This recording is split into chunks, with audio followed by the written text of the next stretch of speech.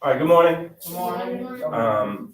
A few announcements before we get into our learning target. And for real announcements, the green sheets that ladies y'all were given for the field trip, get those filled out there due Monday. We already typed them in. Perfect. Guys, we have some coming to you as well because we are also going on a field trip. All right, today we are digging into a digital lesson, talking about our the standard 6.6 that we've been talking about World War II. The standard says to identify important people of World War II. All right, so what we're going to be doing is I can create a digital product to identify leaders of World War II. We're getting a little bit deeper into identifying. We're not just saying, FDR was in charge of the United States. You're going to be creating something, whether it be on Canva, video, an infographic, a presentation on Google Slide, whatever you are comfortable with, because I want to increase student choice so that you can create something that you're very familiar with using or that you can kind of dig deeper into. Okay. Before we get on Chromebooks and do all these things, let's look at our before, during, and after. We're going to do an ABC brainstorm where you're going to be working in pairs to complete that activity. We're going to be creating a T-chart that you will use to help guide you through the digital product creation. We're going to be looking at some examples of infographics, presentations, student-created things, and a gallery walk. Then you're going to be actually creating a digital product. And then the last piece, you're going to be getting into a discussion board on Schoology, and you're going to be editing or peer reviewing each other's work. Now, before we can just get into some things, we need to clarify what our responsibilities are. Raise your hand if you've heard of the word digital citizenship. All right, what does it mean to be a good digital citizen, Jesse? Okay, so be kind, being nice. McKenna, what else? Respectful. Being respectful.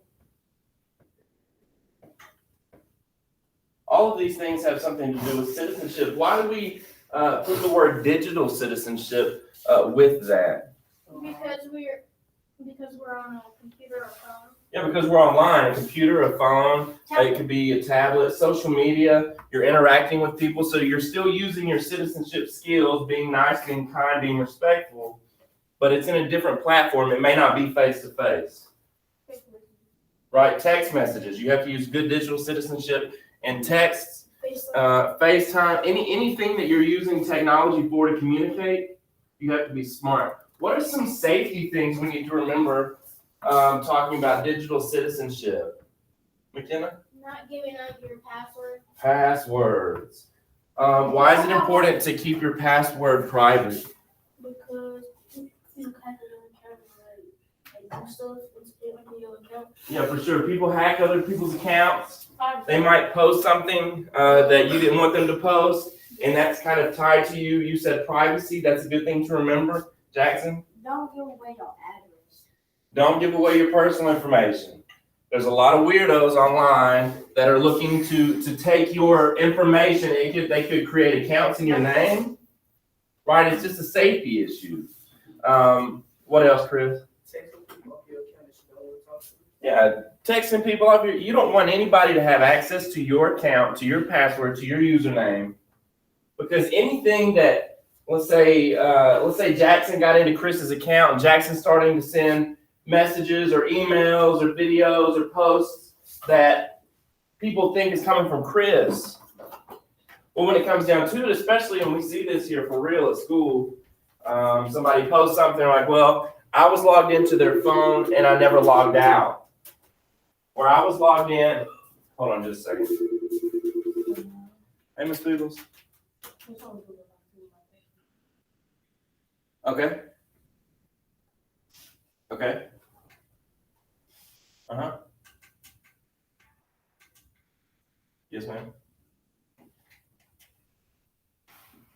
Yes, ma'am. I'll send them up. All right. Uh-huh. So back to what I was saying, if people come to the office, and I saw this yesterday when I was up there, someone made sneak diss, like diss track video song or something. And they're like, no, wait, I didn't post it. I was logged into somebody's phone and they posted on my account. Person that posts on their account, yeah, we try to find out who that is, but really it's the person who owns that account. It's their responsibility. It gets tied to them, whether they said it or not. So it's very important. Protect your passwords. Don't share your information with other people because you will be responsible. Yes, McKenna. Don't put which school you go to because they could come to school and hurt you or hurt other people around you. You've got to keep your personal information private. Keep it to yourself. You know the people that need to know where you live? Your family. Your best friends that live in your neighborhood. Nobody else need to know that. Yes. Don't tell them your private information. Keep all private information What about your boss? safe. Boss is a little bit different. When you get older and you get a job and you have bank accounts and things, there's certain things that you share with certain people. But at this point in 6th grade, you don't need to share much with anyone, truly. Okay, when we get down to creating our product and you're getting resources off the internet, right? You're looking things up and you see a pretty picture somebody created or you see some information that doesn't belong to you, but you want to use that information. What are some important things we have to remember? Like if you sat here and you worked for hours on a slideshow and I picked up that slideshow and I presented it and people thought it was mine, that wouldn't be fair. Thank you. That would not be fair. So what are some important things we should remember when we find things online? Put your name on it when you're done. Well, yeah, put the person who creates it, their name on it. But if I'm wanting to use Brennan's stuff, I have to give him credit for it, right? That's called citing your references, your sources, saying, this is not my original work. I borrowed some of it from Brennan Young and giving him credit, right? So make sure that when we're in groups and you've got your resource manager and they're looking at the different things online, that you're giving proper credit. Now, if you create everything and you don't borrow anything from anybody, you don't borrow someone's pictures, you don't borrow their information, you don't have to give credit. That belongs to you. But if you borrow someone else's ideas or their work, make sure you put in there, I got this from so-and-so. All right? Last thing. When we are looking on the discussion board and you're viewing other people's work, you're required to respond, to comment on their work.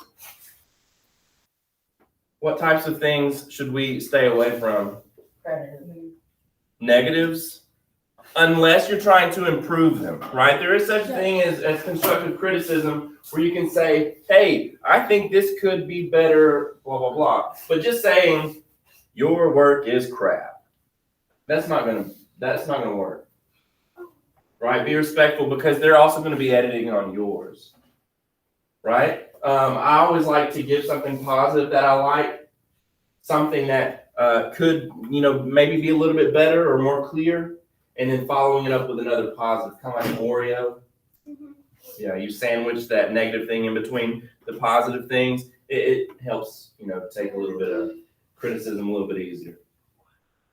All right. What final questions do we have before we get started in our lesson? Anything about technology? We're going to be looking at Canva. We're going to be digging into Google. We're going to be digging into WeVideo. We're going to be looking at creating infographics or video presentations. It's going to be your group's choice, but you're going to be creating a digital product to identify leaders of World War II. Any final questions before we start? No, sir. Thumbs up if you're good. All right. Go ahead and open your Chromebooks.